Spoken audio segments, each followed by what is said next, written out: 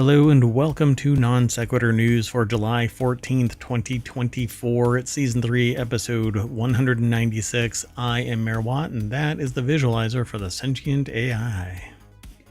Welcome, ohmTown citizens. Thanks for joining us for Non Sequitur News. All right, so today we're going to be talking about a 12-day trip for $60,000, the worst inflation city, best foods to beat the heat, horrified by delivery, 230-foot Roman villa, transfer of wealth, indie games on Steam sale, UBI about to transform society, I think, Disney data claimed, Gaston denies complicity, and caught in a riptide saved by Apple Watch. That and a whole lot more. Today we're actually streaming all 7 of our shows in rapid succession. So if you're interested in that kind of thing, start subscribing to ohmTown over on Twitch, twitch.tv/ohmTown, and YouTube, youtube.com/ohmTown. Go over to ohmTown.com and subscribe. Download the podcasts. There are 7 of them under the ohmTown network. All you have to do is search for ohmTown and you'll find us. And you can catch the pod everywhere. But again, everything is powered by ohmTown.com.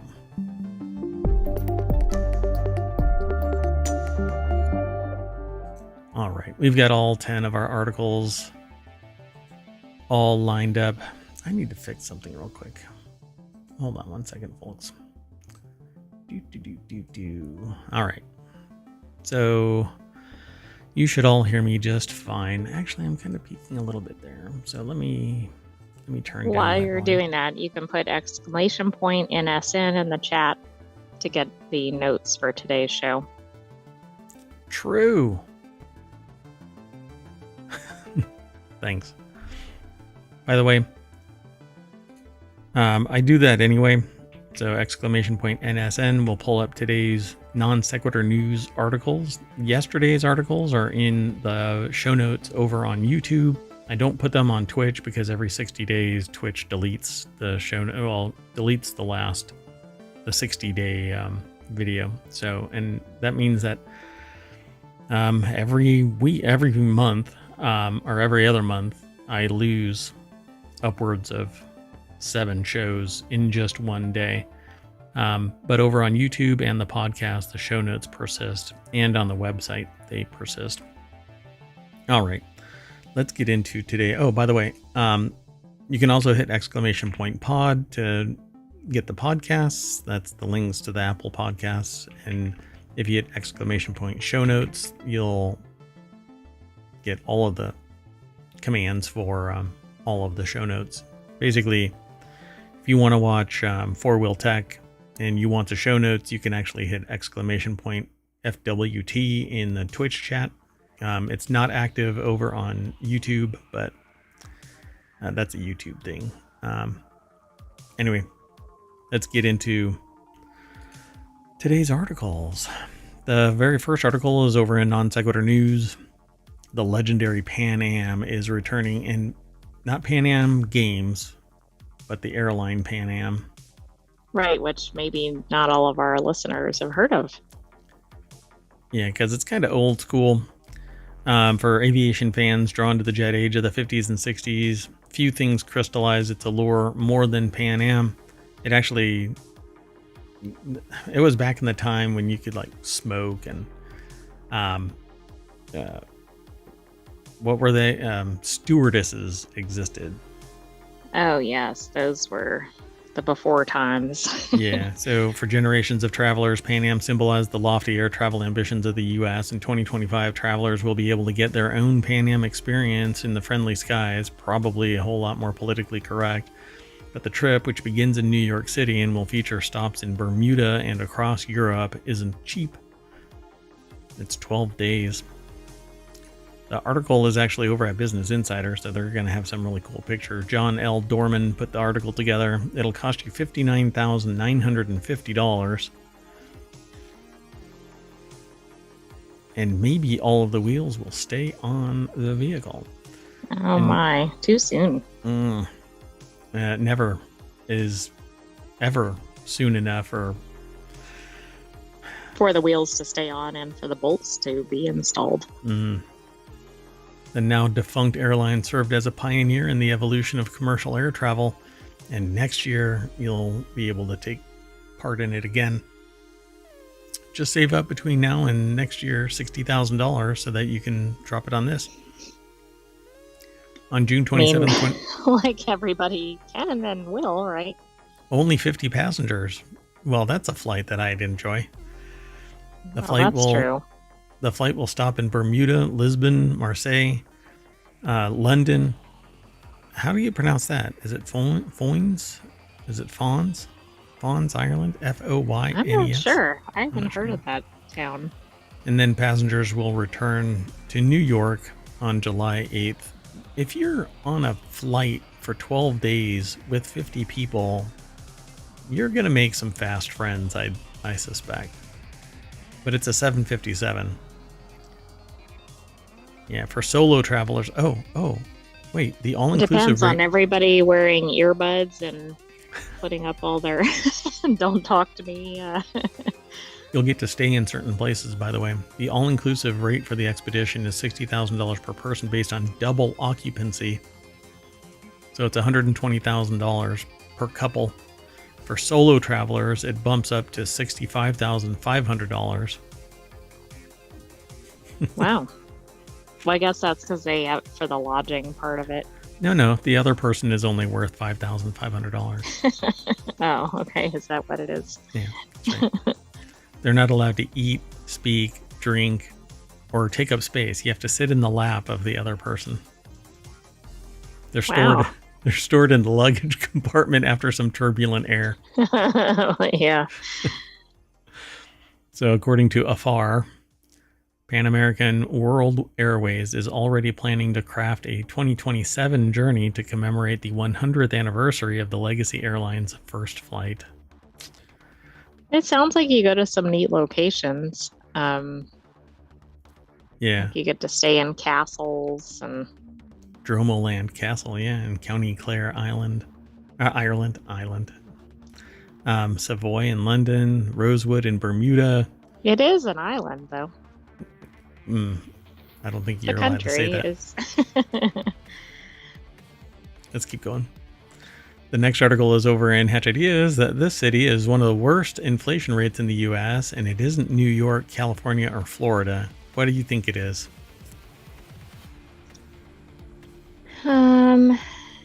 Which it's state? Gotta be like, I'll say Mississippi, which just because Nope. I don't think it is Mississippi. I was trying to think of where would it not be. Oh wow, they still don't expose it. I see it, but it's not here. Like you can't see it on the screen. That's pretty neat, the way that I get to see it and you don't. So Mike Winters over at CNBC. Did you have a guess? I already know. Oh, which city? I mean, before you saw it, but it's a city. Yeah, I said a state. So okay, no, I asked Mississippi will be my guess. Yeah, I asked you to tell me which state. So it's somewhere in Texas, and I'm gonna guess Austin.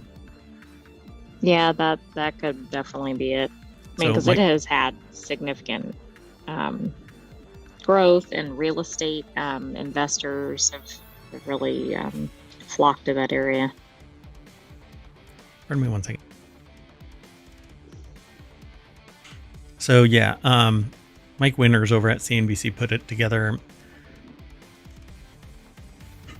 Dallas-Fort Worth area. Let's see. Prices for everyday items continue to rise across the country, but in some places it's worse than others, especially for residents in the Dallas-Fort Worth area. Although the national average dropped to 3%, it has hovered around 5% in Dallas-Fort Worth in 2024. The second only to Honolulu among a selection of 23 major metro areas, and higher than other cities known for relatively high cost of living, including New York City and Los Angeles. Inflation in Dallas-Fort Worth has also risen steadily by 1% over the past 2 months, making it the nation's worst city for inflation, according to the study. I did not know that. Golly. I wonder what's causing all of that. Could it be climate change? looking right into the camera. Come on, folks. Somebody tell me. Go over to the Discord. We have a Discord, by the way. You can follow it via either my profile here on Twitch or over on YouTube or the website or the podcast links, etc., etc., etc. We're all over the place. We even have a Patreon and a TikTok, although I haven't posted anything to the TikTok for a while. I'm a slacker. Anyway, other factors, they say significant housing shortage, along with restricted government policies. What? In the state of Texas? No. They don't have restrictive government policies in a... Never mind. Anyway, other factors include substantial increases in energy prices. Privatization of energy. Yeah, I was definitely thinking about that. No. And rising medical care costs have been linked to hospital consolidation. Wait. Again? Mergers and acquisitions? Mergers and acquisitions? Son of a gun. Nobody's ever talked about mergers and acquisitions being a problem. Never in ohmTown. So other, let's see, what else? Aside from Dallas-Fort Worth, Honolulu is the only other major city in the study with a year-over-year inflation rate that's 5% or higher. And they talk about it. Dallas-Fort Worth, 2-month change, 1%. 1 year change, 5%. Urban Honolulu, 2-month change. And that's percent, right? It's building off of, I don't think people always get the percentages. Yeah, year over year change, 5%. So what was the previous year and the previous year and the previous year? This is right. It could have been because during the pandemic, I'm assuming it wasn't favorable for consumers, right? So what is the actual inflation rate right now in Dallas-Fort Worth? This is year over year change, 5%. In 2 months, it's gone up 1%, which is ridiculous. Like 1% doesn't sound like a lot, but it is across 2 months. Yeah, it's extraordinary. But, you know, there's a lot of big cities which y'all need to move to. Yeah, try that in a small town. Let's go on to the next article. The next article is over it was aggregated into Technology Today, which is a show that's going to be on later today. Best foods for staying hydrated during scorching temperatures. I'm looking at you, Texas. These 6 foods can boost your hydration levels while out in the sweltering heat this summer. Although, I mean, summer's still around, but I don't know. We should have been able to find this article 2 months ago. Get ready for climate change. Giselle Castro Sloboda put this article together at cnet.com. The deck statement is 6 foods can boost your hydration levels out in the sweltering heat this summer. Well, by the way, there have been similar articles in ohmTown, but it seemed like as we're hitting particular heat waves, this was a good time to put one of these in here. Gotcha. Strawberries are the perfect portable food to keep you hydrated as long as you keep them nice and chilly and I like a crisp strawberry. I don't like a mushy strawberry. So you should always be sure that you're drinking enough water, especially during dangerous heat wave. Unfortunately, water isn't the only thing you need to survive, so you're going to need electrolytes. Gatorade. They can be found in sports drinks, supplements, certain foods. In addition to keeping you hydrated, they'll help you replenish minerals you sweat out during activity. So, how to tell if you're hydrated? Based on your size, activity level, and how much you sweat. Gabriella Barreto, a registered dietitian and sports nutritionist, says that there's 2 indicators. Your thirst and the color of your pee. And so if you go and get that pee suit from NASA, oh no, you'll be able to satiate your thirst just by going pee. Hello. By the way, though, there is an issue, and this mentions it, like if you have certain medication or vitamins that can actually impact that, and so you don't necessarily have to be alarmed based on that alone. Taint your pee, huh? So if you have Technicolor urine, you shouldn't worry about it. I'd probably ask a question first, but if you're on a medication and it's like a weird color, maybe that's because of the medication, but ask your doctor. Yeah, so I was in a hospital once where an active duty service member was rushed in. Well, three events took place that same day. A person came in screaming that their toddler needed assistance because it shoved a peanut up its nose. And then somebody came in holding their left arm and then came out with a cast on their right arm because they didn't clip in properly to the helicopter and they fell out and broke their arm. And the doctor that I was with explained that sometimes people don't know what the hell's going on. And because we both mentioned that they came in with holding one arm but came out with a cast on the other arm. And then the coup de grace of the night was when a person came in and we found out that they bet if it was appropriate to what would happen if they took a bite out of C4. And so that's why they were brought into the hospital, because they took a bite out of C4. Yeah. Okay. PSA, don't do that. Yeah, don't do that, because if you're curious about what your urine's going to look like, apparently it glows in the dark and shoots rainbows. Anyway. She says the only times you shouldn't be concerned about your color of your urine is during first pee of the morning, because it tends to be dark. All right. Anyway. Let's get on to the foods. So which foods are the most hydrating? Yeah, all of that for that. So did they actually talk about it? I mean, where's the watermelon and other melons? I knew that one. It was really funny because I was going to sit there and go, what do you think is going to be the foods? Watermelon well, we can say what other ones are. Watermelon is not portable, damn it. Come on. It's not like you can put watermelon in your pocket. Berries will be on there. You can't put a watermelon in your backpack. Not even a significant amount. Sure, berries. Okay, and other melons. So be sure to carry your melons around. 92% water. Cucumbers. 95% water. You get vitamin K, magnesium, potassium. And just so you all know out there, you sweat out a lot of salt, and you need salt. And that it's actually a kind of it's a nutrient. It's a carrier. It helps your body absorb water.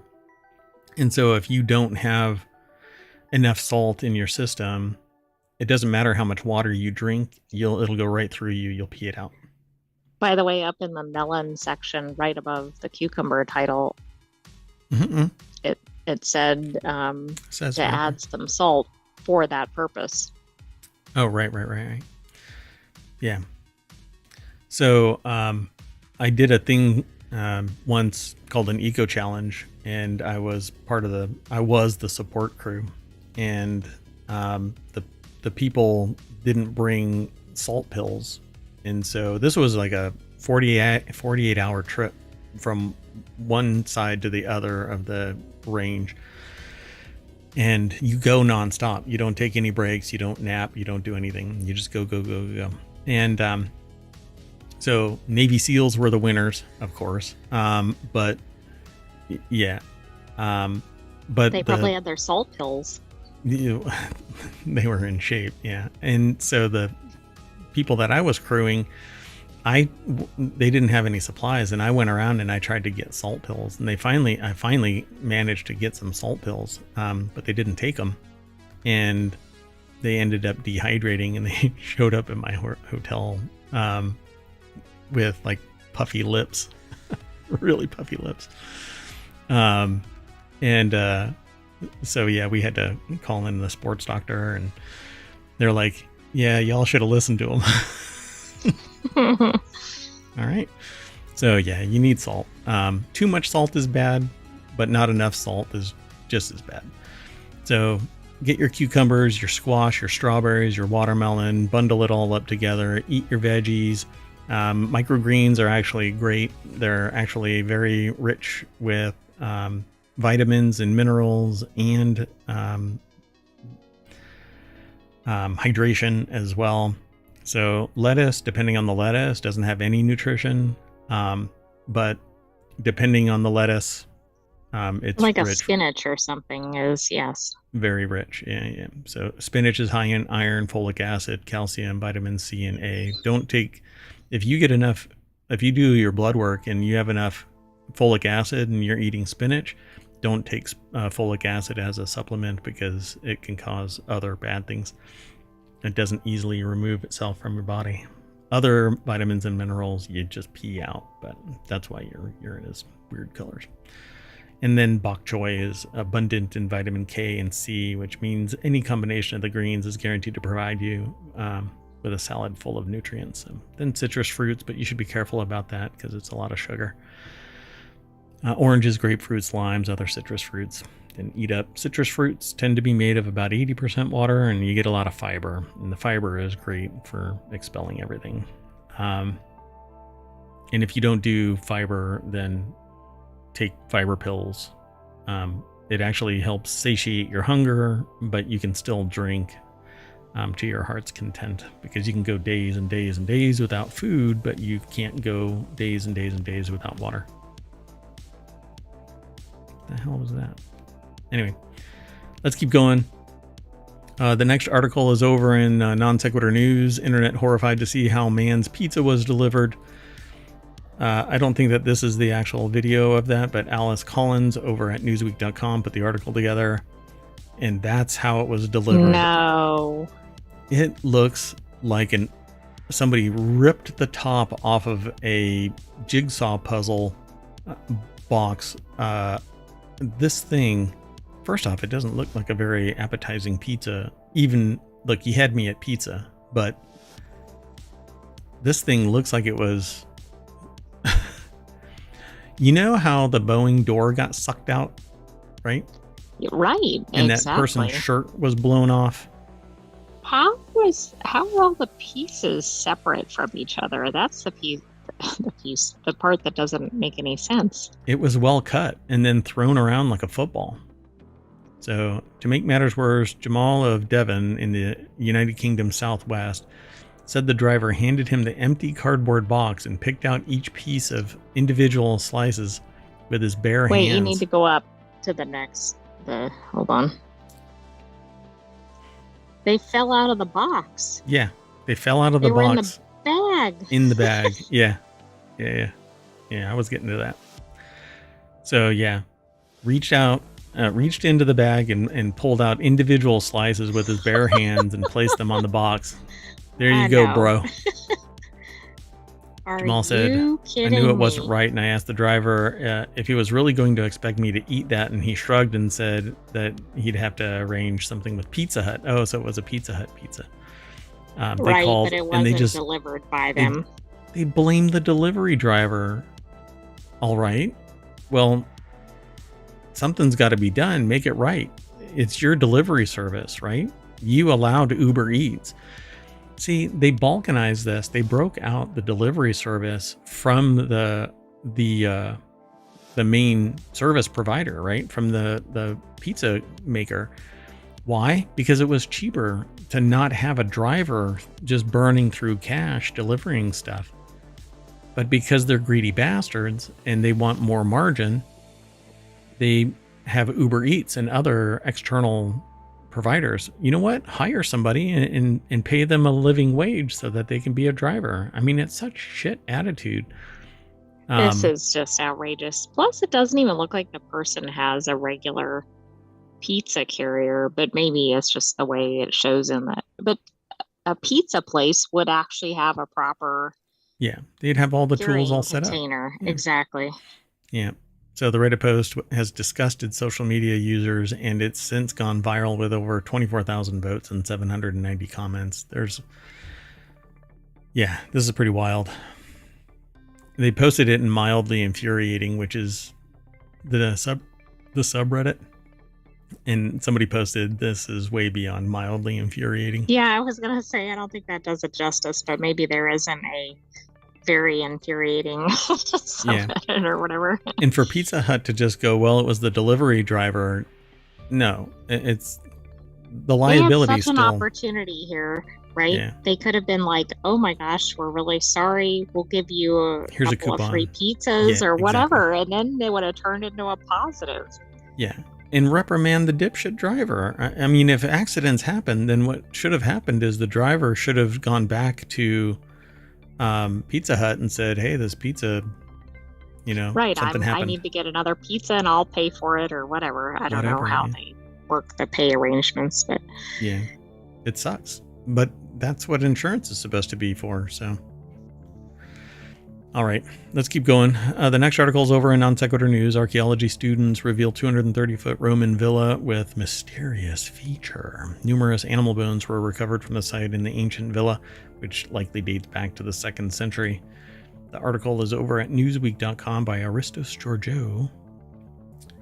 I once said that I loved the idea of doing this until I was told, hey, on this little dig that we're going to go on, there are odds on you're going to find a body. And I said, yeah, I don't think I want to. Not so much. Yeah. I'm cool with digging up like a Roman hoard of coins or a building or whatever, but yeah. So villas are high status rural dwellings, the Roman equivalent of a large country estate. The remains of several have been found across the island of Britain. All right, we'll just call it that, the island of Britain. Yeah, I'm like, is that really it's the same thing as Ireland, Yeah, I'm not getting into the whole Brexit thing. Which was mostly occupied by Rome from AD 43 to AD 410. And apparently some students... This is what I love about Britain. And I'm sure that you can do this all across Europe. But particularly in Britain, it seems to be chock-a-block, 4 inches beneath the soil. Roman. Right, there's just sediment on top of entire ruins, right? Just everything, yeah. Everything is buried somehow. It's weird how all of that happened. So earlier this year, geophysical survey of the site was conducted by specialists with Time Team. Dun, dun, dun. Oh, neat.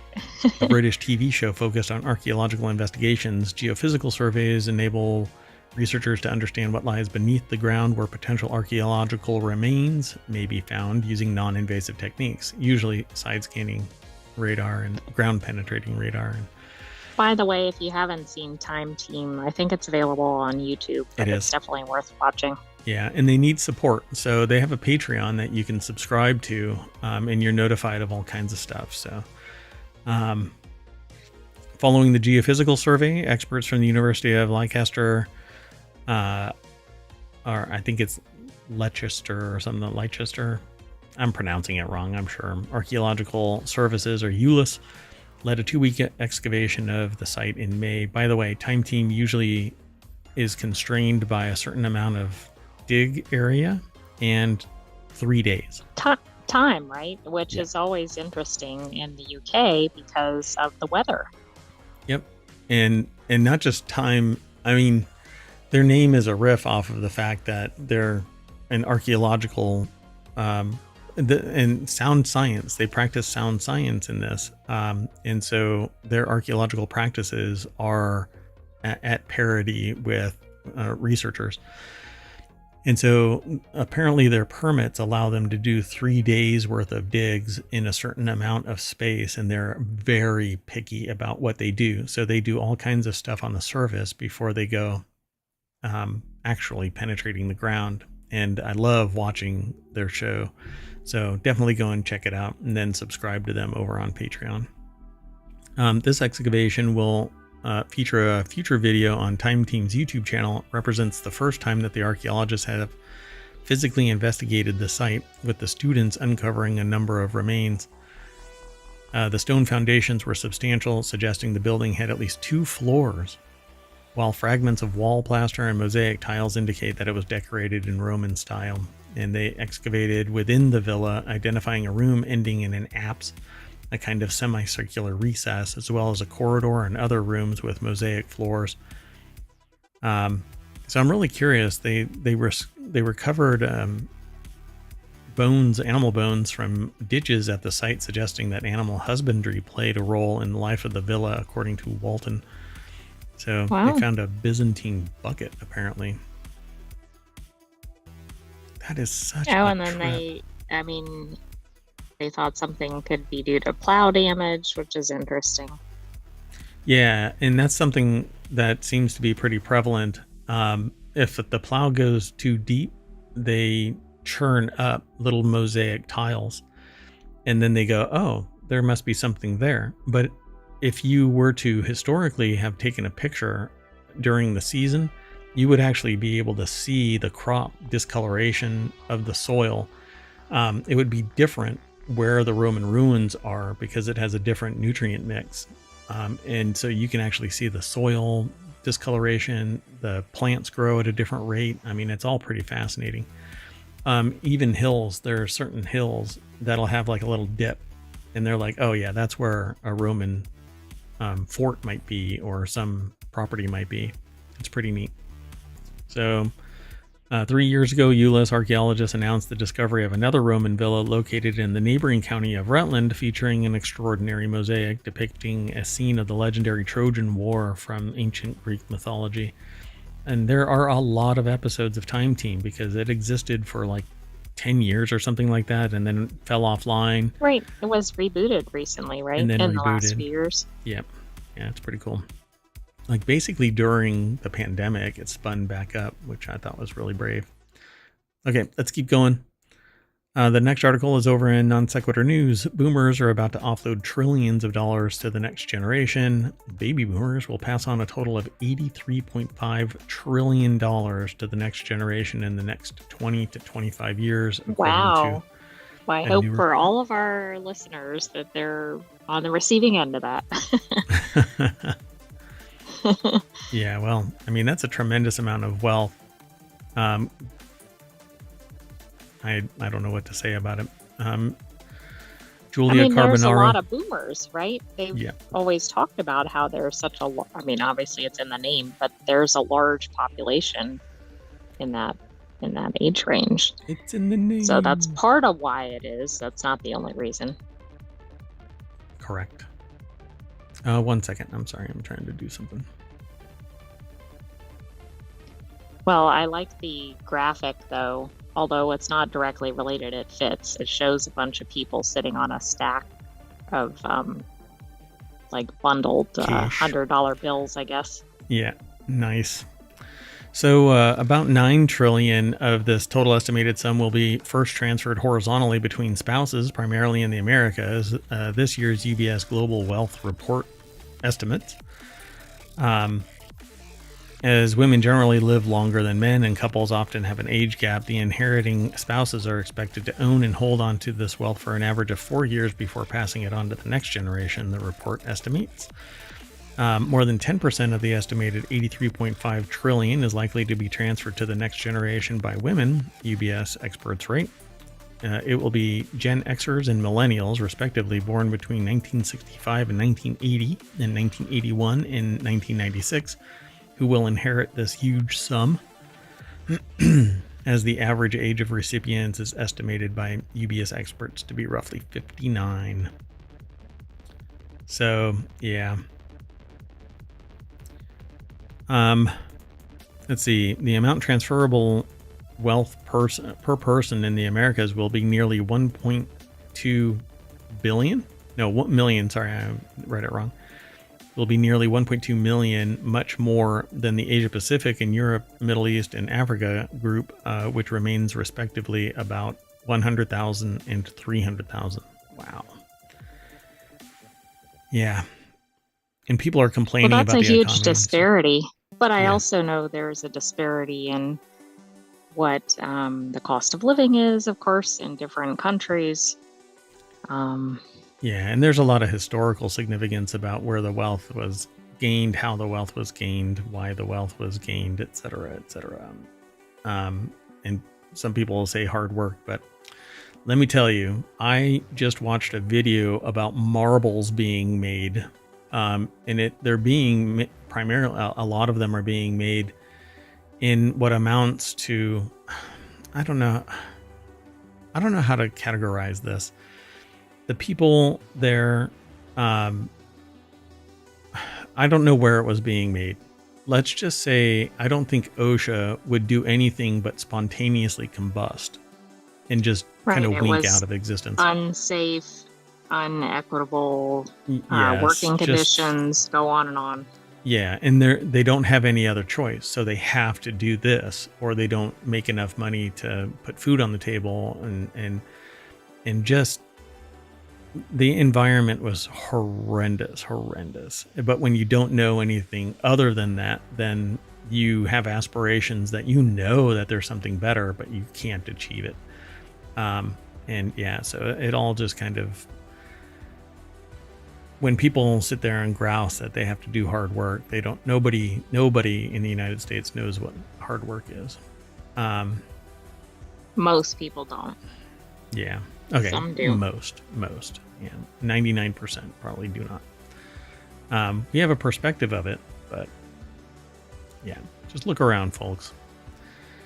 So yeah, there's going to be a tremendous amount of wealth being transferred, and we'll see what happens with society. Let's keep going. The next article is over in the WarCrafters channel. A heap of award-winning indie games are currently on sale at Steam. So if you don't want to have to deal with the boomers' transfer of wealth, then you can just download a couple of games. And as I was listening to people chatting in a stream today, discussion after discussion basically centered around avoiding the realities of what's going on in the world. And so this is a great way to disengage from, the complexities of life. And that's important for your health. Mental health, physical health, is to have some downtime. Yep. And that's why I do, and I should say that's why we do the Non Sequitur News show and the 6 other shows, because we need not just diversion, but awareness of what's going on in the world, but at a metered rate of intake. And so this show in particular jumps around quite a bit, i.e. non sequitur. So this article is over in WarCrafters, and again, it's called A Heap of Award-Winning Indie Games Are Currently on Sale at Steam. The article is actually from PC Gamer, and we have the snippet that says, the annual Independent Games Festival has been responsible for highlighting a bunch of each year's best indie games, from critical darlings to student projects. Right now, Steam is partnering with IGF and indie producer or publisher Crunching Koalas for the IGF Celebration Days, a sale that runs from July or until July 20th and offers discounts on IGF award winners from both this and previous years. It says here that this means that you can get Sam Barlow and Half Mermaid's brain-bending cinemaphile puzzler Immortality for 50% off, its lowest price yet. Or you can get a whole host of other games. Now, the article was put together by Jody McGregor over at PCGamer.com. That's how I lie in my tub. With the cucumber slices? Yeah. I make my hair longer and dye it blonde. Hell, I even give it more body. And I pluck my eyebrows, and then I put on a face mask, and I lean back in my bubble bath and put my cucumber slices on to stay hydrated in the scorching heat. Somehow, I don't think so. The stunned silence is deafening. So yeah, you can get a bunch of games. They have about 10 listed throughout the article, but I won't go through all of them. Go and check it out. Have you played any of them? No. Well, FTL. FTL I was a backer of. So I've always liked that game. But I play games for do you remember the article about $19 billion worth of games are untouched in Steam? Yes. I'm probably about 8. So yeah, I buy the game and then I play it for a little while, and I was thinking of starting up a group on Twitch called ADHD Gaming. And then I found out that there's already an ADHD gaming group that exists. But that's kind of me. Like, I like to play a game for a little bit, and I'm like, okay, that's neat. and then move on. And I have to have that forced dynamic change. Something has to be forced on me to do it. And the news is definitely right for me. So it's always dynamic. It's always shifting a little bit one way or another. Although I do really like the game Once Human. But we'll talk about that some other time. Anyway, go check out these games. But be sure to follow the link through ohmTown over to PC Gamer. Show Jody McGregor some attention for this article. And then follow the links. They've got several of them that are embedded. That'll take you to the game over on Steam. Let's keep going. Sound good? Sounds good. This next article is over in Technology Today. Money for nothing. Is universal basic income about to transform society? And I'm going to say no, because what's going to end up happening is suppliers primarily, and then knock-on greedy bastards are going to raise the price equivalent to the free money, quote-unquote free money. The concept of guaranteed income is gaining traction as a solution to the impact of AI and way to encourage more rewarding and socially valuable work. I think both of those rationales are bullshit. Are bull hockey. Sorry, I'm trying to be PG. The concept of a guaranteed income gaining traction is only, I think it's a thought experiment, because once it breaks out of experimental into standard policy, I think the economic equation is going to shift, because they know that there's now guaranteed everybody going to have, in this case, 1,400 euro more. Well, I agree. I think they're going to go, people have some more income to play with, so I need to get a piece of that. Yep. And the people that need it really do need it. And the people who don't necessarily need it, if they do get it, right, they'll sock it away. If you don't need it, you'll put it away. You'll leave it in your bank, or you'll invest it. If you're smart, you'll invest it. If you're Mayor Watt, you don't. But anyway, in return for the guaranteed salary of just over 1,400 euro a month from the Irish government, all the 27-year-old artist had to do was fill out a biannual questionnaire about her well-being and how she spends her time. It was like winning the lottery, which is, I think, a wrong mindset to have. They were in such disbelief. She'll receive it until September 2025. And let's go over to the article. It's over at The Guardian. The person, by the way, is an artist, but the author of this article is Donna Ferguson. The concept of a guaranteed income is gaining traction as a solution to the impact of AI and a way to encourage more rewarding and socially valuable work. So artists are going to get $1,400.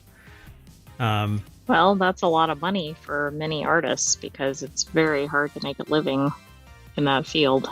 Right, but there's going to be people out there that go, well, that's a choice that they made. I don't know why everybody else has to pay 1,400 euro to this person. And some people would argue that society benefits from art, but anyway. So they say it covers their living expenses, food, rent, day-to-day stuff. The concept of a guaranteed basic income might seem novel or neoteric, but it dates back to 1795 when the American founding father Thomas Paine suggested a national fund should pay every adult, rich or poor, a ground rent of £10 a year until the age 50. And that's basically, I would probably say that that's closer to Social Security, where it starts at 65 now, 62 and a half or whatever it is. I don't even remember, because it shifted. My understanding is you can't retire and get Social Security until you're 65, right? I think it depends, but there's phased things. I think the earliest possible is like 62, right? But then there's a penalty. Yeah. So Earth is the common property of the human race, he argued, so everyone has been collectively dispossessed by the introduction of the system of landed property and was entitled to compensation. I'm sure Thomas Paine would go over really well in some circles today. And then they lean into the artificial intelligence and other things, perhaps taking jobs. Tesla founder and Twitter owner Elon Musk said last year, before speculating there will come a point where no job is needed. You can have a job if you want one for personal satisfaction, but AI will do everything. But he said other wacky crap. I didn't know that. Yeah. Yet for many workers, the advance of AI continues to be alarming. In March, after analyzing 2,200 tasks in the UK economy covering every type of job, a model created by the Institute for Public Policy Research predicted that 59% of tasks currently done by humans, particularly women and young people, can be affected by AI in the next 3 to 5 years, which is a quote that I've been, not a quote, it's a prediction that I've been making. A concept, yeah. Yeah. Mine is a little bit more succinct. If I can turn what you do into an equation, then I can replace you with a bot. And the only thing that needs to take place is it making economic sense to replace you with a bot that I never have to retrain. I never have to worry about going out and taking a break or getting drunk, or having a fight with a significant other, or being upset with the boss. Nothing impacts the performance other than a complete breakdown of some mechanical part. And then I call somebody in, they fix it and get the hell out. And I don't have to worry about health insurance or OSHA, whatever, nothing. So you tell me what today's business person is interested in, and I'll tell you how it's going to be automation and continue to be. And over a decade ago, there was a video called Humans Need Not Apply posted on YouTube that has basically been part and parcel to discussions that I've been having ever since and before. So anyway, the commonwealth of the world and of humanity should by rights belong to us, says Howard. That's Dr. Neil Howard, from an international development social protection researcher at the University of Bath. It has been appropriated by the few, and that leads to many to either have to struggle to survive or simply not effectively do so. So there's justice underpinning the claim of UBI. But greedy bastards don't care about justice. They want your money. But when nobody is around, nobody's capable, nobody can build what you want with all that money you greedy bastards have, what are you going to do with it? I guess you can sleep on it. You can Scrooge McDuck a pool. Yeah, exactly. You can swim in it. So, contrary to expectations, he says it shouldn't be necessarily lead to people doing less work. It would enable them to do better work or to invest in their time more socially useful activities. But social justice or social causes or socially beneficial is highly subjective. And I'm sure that there's countless people out there that will go, well, $1,400. I just need to sit around. I don't really care about all the rest of the stuff, but yeah. So another argument here is humans need to do work that feels valuable psychologically, says Cleo Goodman, a UBI expert at the think tank Autonomy. It's baked into us. It is complete nonsense to suggest that there's a faction of society that just wants to sit around on the sofa all day drinking beer and watching TV. No, there absolutely is. I think it's hubris to suggest otherwise. We want to spend a fair amount of our time doing something that makes us proud. She believes that everyone has the potential. Believes. Everybody can believe whatever they want, and it's still bullshit. I mean, bull hockey. Gosh. Anyway. Yeah. Is it going to shift? I don't think it's going to shift anything. It's going to be adapted to. I think it'll shift once a generational change has occurred, but I don't think it will before then.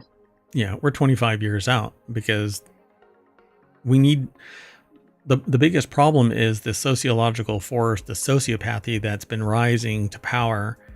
And not until that generation of basically lead burdened society passes away, are you going to get a societal shift where it's a little bit more soundly based in society? Anyway, barring other things, manipulation of social groups, etc. Anyway, let's keep moving. Hacking group now claims to have stolen over 1 terabytes of data from Disney. This is over on the WarCrafters channel. And it says here that reports state that Disney's been hacked. Disney appears to be on top of the world when it comes to content creation right now. In addition to the new Deadpool movie coming out this month, plenty of Deadpool or Disney properties have upcoming or active releases. Many Marvel fans are looking forward to Marvel 1943 Rise of Hydra, which caught even more attention when it got a trailer showing off what Unreal Engine 5 was capable of. Well, this is a little bit different. A hacking group claims to have stolen over 1 terabyte of data from Disney. Bill, I'm just going to say Bill. Put the article together. The highlights are Disney faces a potential data breach by hacker group Nullbulge, which reports of stolen concept art and personal info. Although similar to past leaks in the gaming industry, Disney's response and potential legal action against the hackers remain uncertain. So, wonder what kind of data they stole. For example, is it actual films or? Well, it says it's unknown for certain what the data may contain, and there is little information presently available that verifies the veracity of these claims. Claims state that the Nullbulge accessed Disney's Slack server and collected information about the company's upcoming projects, including concept art for Disney games. These reports also suggest that the login details and personal details of workers were gathered as well. Disney hasn't responded. Estimated cost of the Rockstar leak that this is similar to was $5 million, and that leak contained over 90 videos of the highly anticipated Grand Theft Auto 6. You recently saw Grand Theft Auto, the original, which was a top-down, like MS-DOS the game. Retrospective or whatever on YouTube, where it looked very old school. Yeah, old school would be the word. So apparently, I don't think any of these pictures are from the leak, but show the power of Unreal and some Disney properties. And yeah. Anyway, Disney hack echoes Insomniac and Rockstar's hack. All right, let's go on to our last article. An Australian swimmer caught in riptides, rescued using his Apple Watch. 49-year-old experienced swimmer in New South Wales used his Apple Watch to call for help after being caught in an ocean current that was dragging him further out to sea. Shearman's Apple Watch was credited with saving his life. That's okay, so what did that call go like? Yeah, hey, where are you located? Wait, I'm at, a mile out. Lifeguard stand or whatever. Oh, wait, no, I'm at the next one. Yeah, really. Like in the movie Airplane, where they're like, now boarding at gate 12, gate 13, yes. gate 14. Exactly. Because the plane kept skidding down the runway. So Charles Martin over at AppleInsider.com put the article together. So Byron Bay resident Rick Shearman had been out for his usual morning body surf at Tallow Beach when he got deluged by strong breaking waves that were carrying him further and further away from land. He was eventually carried out 1 kilometer, 0.6 miles offshore, trying to find a channel to get back to land. Copped a couple of big ones on the head and was held under for a while. I started to panic a bit and cramped up under the water there. It became clear that after about 20 minutes, I wasn't going to make it back in and I needed some assistance. Fatigued by the effort to avoid breaking waves and unable to get back to the beach. Breaking waves nearly half a kilometer out? Yeah, that's kind of intense. Oh no, not half a kilometer, half a mile. So it became clear after about 20 minutes I wasn't going to make it back. So Shearman remembered the emergency function of his Apple Watch. While treading water, he located the SOS function on the device and called the Australian emergency number 000. Stayed on the line with emergency services for an hour and updated them as to his approximate location. Rescue helicopter was dispatched and winched him into the craft to take him back to the beach. I mean, he's really fortunate. A lot of people, well, first of all, wouldn't have thought to do it, right? They would have gone into panic mode, but that is a long time to keep yourself afloat, particularly if you're fatigued. Well, look at this guy. He's no slouch. I mean, he looks like he can hold his own, but wow. Can you imagine, like, realizing you're getting exhausted, you got a cramp, you're half a mile out, a full kilometer out. But then he had to wait another hour. I mean, that is, I don't know. Yeah. But you can see from the picture, right? The waves are pretty. Yeah, if that's a wave right there, they're really high waves, right? Yeah. So I don't know. Maybe I've got. Look, I'm a diver. I'm a scuba diver. I've done dives. My actual first ocean dive, open water dive, was in waves like this, swells this big, 15-foot swells, and my first dive into the water, I timed it wrong. And so I fell the equivalent of... like 30 feet or whatever, right? Yeah. Depending on...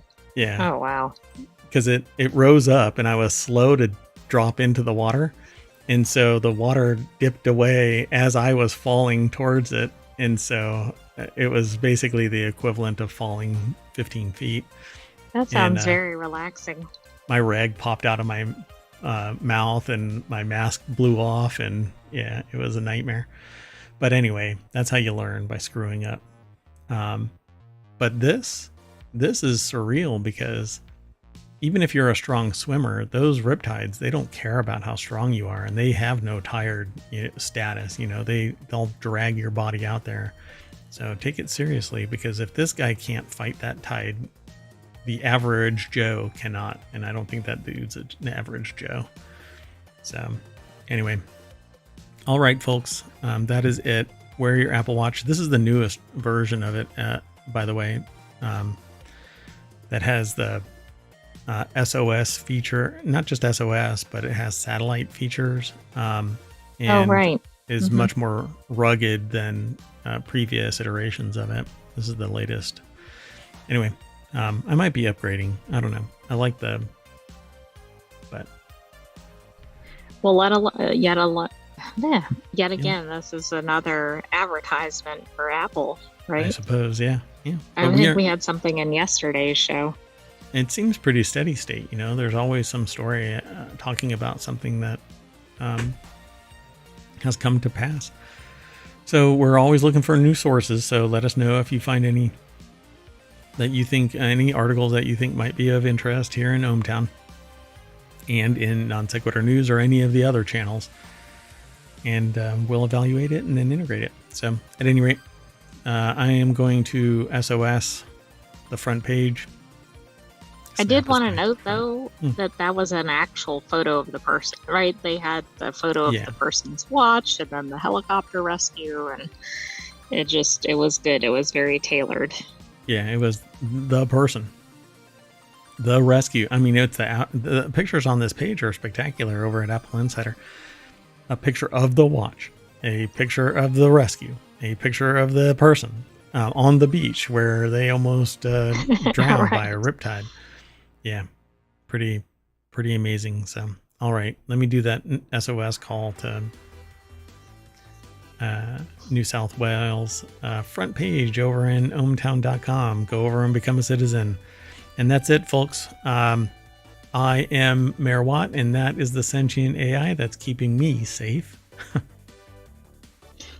Thank you, ohmTown citizens, for joining us for Non Sequitur News.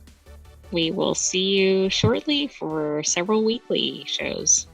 Yeah, so we're going to be running down all 6 of the shows from here until, well, whenever we're done. So we take typically about a 15-minute break between shows. I'm going to try and speed that up today. I'm going to go as fast as I can and reset. I do have something that I have to take care of right now because it was just delivered. But we're going to do Reality Hacker, Wanted, WarCrafters, The Continuity Report, Technology Today, and Four Wheel Tech and Rapid Fire. Get through as many of the shows as possible. And if my voice goes out, then we will probably do a show or two tomorrow as a time machine. Anyway, I will. So that's it. See you in a little bit.